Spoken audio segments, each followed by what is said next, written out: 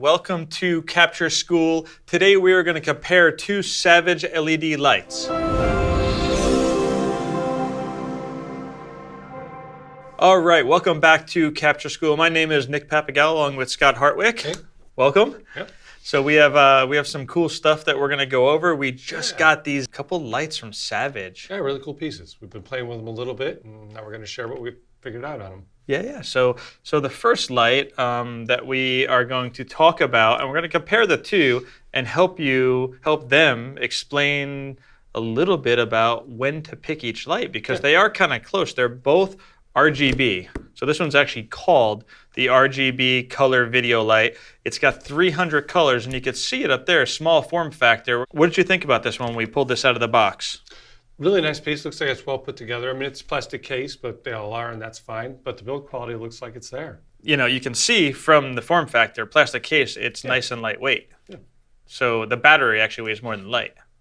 Yeah, it's super light without the battery in it. But even with the battery, it's not so heavy that it's not so heavy. So this light will actually work off battery, but this does not have a power plug. So this is set up to go on the road. Right. Set up to go hiking with you. Like, that's super light. This is definitely... Oh, yeah. Oh, wow, yeah. Yeah, most of the weight's in the battery. In the battery. And it's a standard Sony battery. Mm-hmm. So when you're actually using this battery, you can buy extras of these anywhere. They're all over the place. Available everywhere, yeah. Everywhere. Mounting options. So yeah, so in the bottom is a 1/4-20, but also it has a cold shoe mount, and it's got a tilt feature. Everyone's always crazy about the color temperature. So this one, a CRI of 96, and it's a fixed color temperature of 5,700 Kelvin. 5,700, yep. So 5,700, so you can use this for your regular video production as well. Yeah, if you need to, just slide it on the top of your camera. But you could, with a 1/4-20, put it on a light stand and use it anywhere.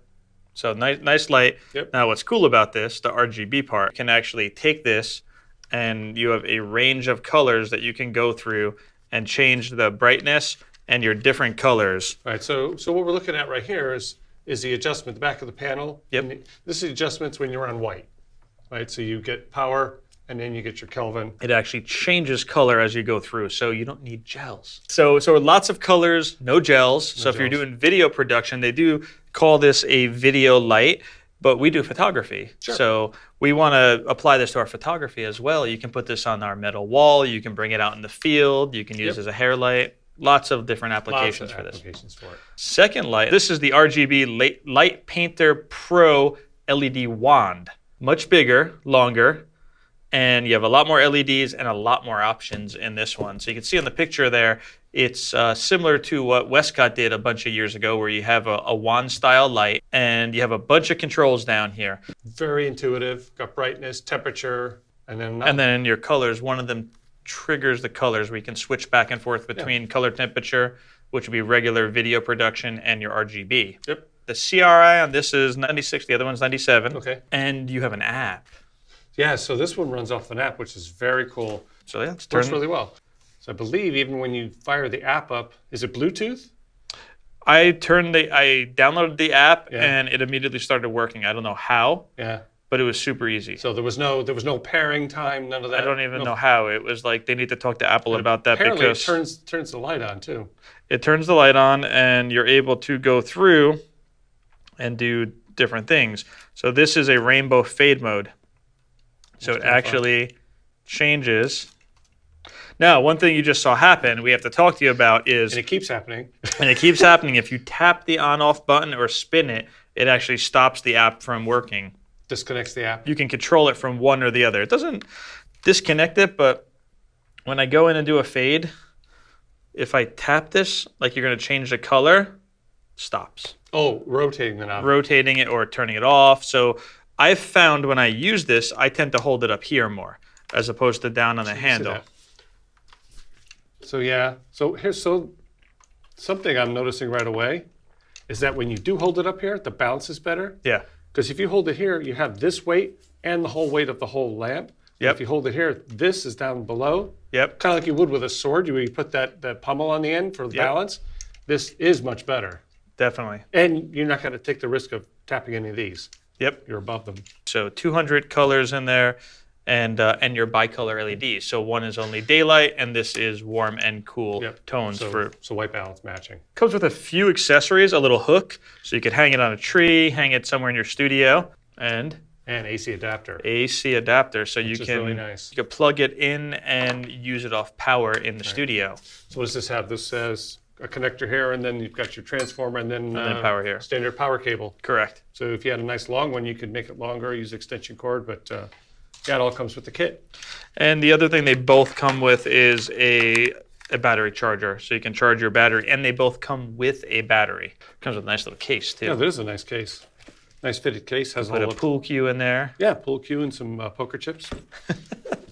So nice case to protect it, but it is pretty durable. Being plastic, you got to be worried about some of this stuff, but like I'm twisting it, it's not bending like the iPhone and stuff like that. It's pretty solid. Your battery pops right in the front there, same battery it comes with, and they're off and running. So when would we use these between these? You have a little tiny light and a larger light. What would your choice be for different applications? So this one I might put on my camera if I'm out doing stills on the street in the evening. Okay. Right, so you can just throw a little bit of light there without having to use flash. So you don't flash people, it's just a steady light. I think we'd use it for that. When would I use the color? I would probably use the color on this, possibly in a studio for an accent light, using a longer exposure. Yep. So mixing strobes and steady lights, that might work really well. To just put a little pop of light in the back. Yep.